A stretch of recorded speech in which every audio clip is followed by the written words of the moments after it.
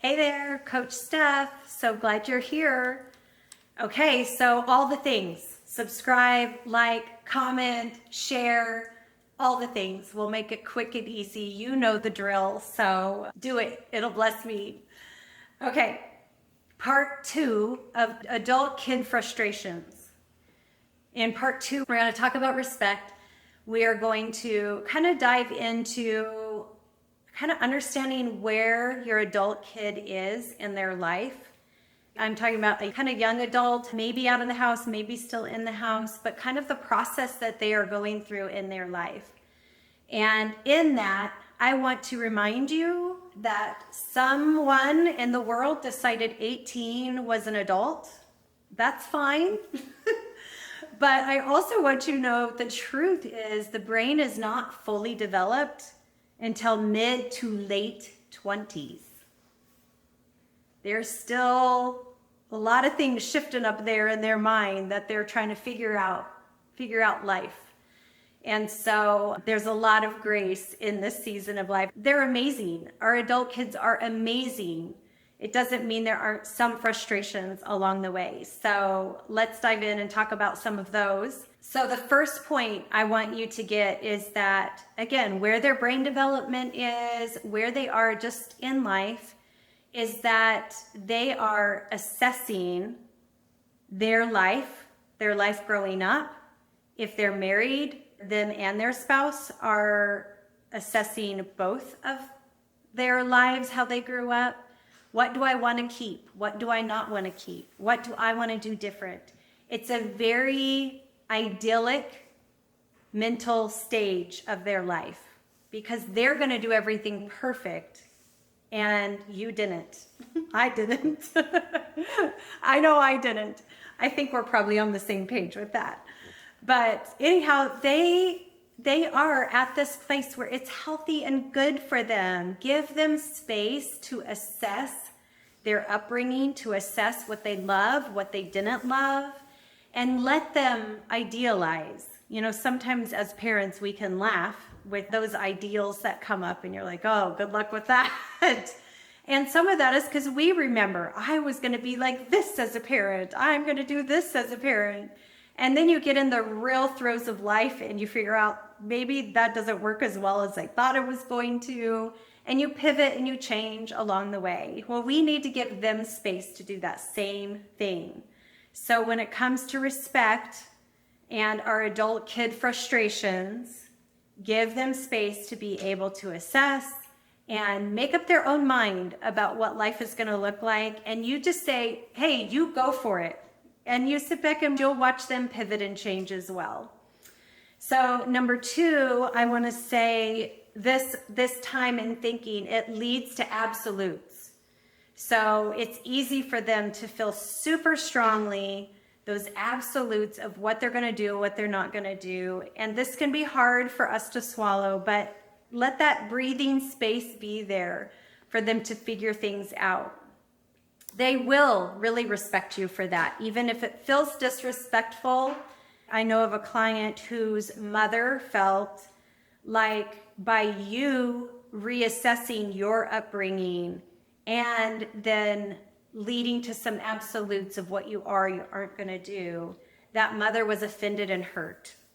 She was offended and hurt because to her, it made her feel like a failure. Oh, you're saying the way I raised you wasn't good enough or it wasn't right. So if you can stay away from those places where offense wants to grab a hold of you and just know, hey, this is their process. It's okay. It's okay that they might feel like I didn't do some things right. Through life and experience, they will understand better where you were at. And who knows, they might even adopt a way you did something that they didn't think they would later down the line. So finding that space to allow them to be them.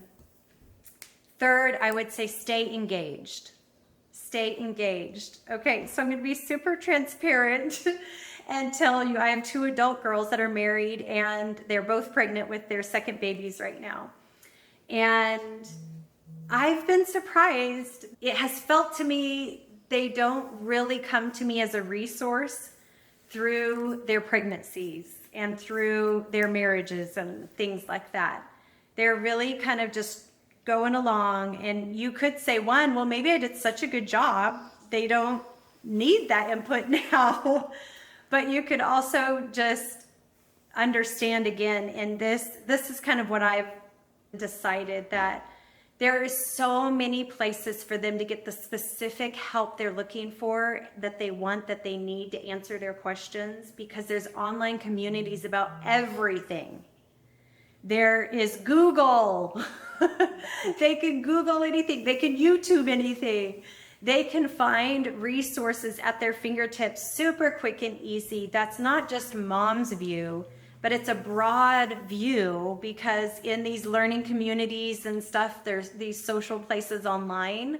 They can ask a question about something to do with mothering, and they'll get 10 different or 20 or however many people comment. They'll get all these different feedback and input, and they can pick and choose what sounds best for them.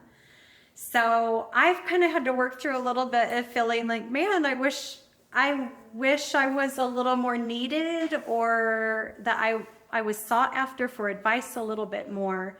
But I also have to give space. Like, how can I stay engaged with them, even if they're not depending on me or needing me in the way that maybe, 20 years ago they had to. 20, how long? 40, 50 years ago, the internet wasn't around to like be so accessible to them.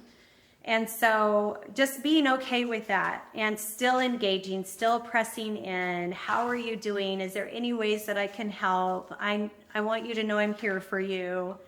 Just keeping that engagement, even when they seem like they don't need you as much.